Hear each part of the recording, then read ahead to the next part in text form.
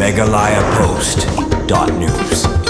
Dang nakikindiat tayo ka Surok Shillong-Dawki kalatwa mat kalaksya sandan Naka Jingjur palat ulabba barmenta ka sengiru kani ka Surok Twa Biang hakibenta jong kalai lingkod barpen ursula kabadai ka Surok na Shillong-Dawki ba ka jing penhe ne pentrei ya ka Surong kadang ya saprang kani ka jing tua ka Surong menta ka sengi kalaja hajan pomlung hakabaki mau ki bahe barka kendau kilatwa adu balas niu ka ka Surok pajba kabadai na kadaw ka Jingjur palat uslam menta ka stem kani ka jing tua mau bar kendau kalakang leti sandan ya ka Surong kani ka jingjang kalaja namar bakidang peteng benti barban penhe ya kate ke Surong ke bapenya so na Shillong-Dawki halor kani ke jingja ke company bapen turai ya kani ke Surong kalapha ki kor Puh Shilum Pynkhuid ya kate ke jingtua mau batwa khendau na ke benta ban yola biang ki pajba ban lej banwan lengba kate ke Surong kumban penpau kani ke jing penhe ke Surong na lai lengkot sepen ursula bayu ini sakhi na kapor bakadon ke jingtua mau batwa khendau na du bala sedang ban penturai ya kani ke Surong na Shillong-Dawki hakini ki arsnam bala lejno ban penken mau ke National Highway and Infrastructure Development Corporation NHIDCL kabadai ke company kabapet bakmi ya kani ke Surong kalawan banra da ka IIT Guwahati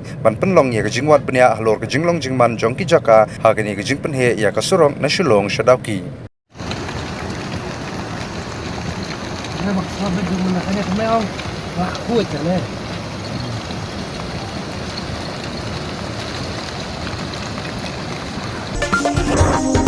MeghalayaPost.news.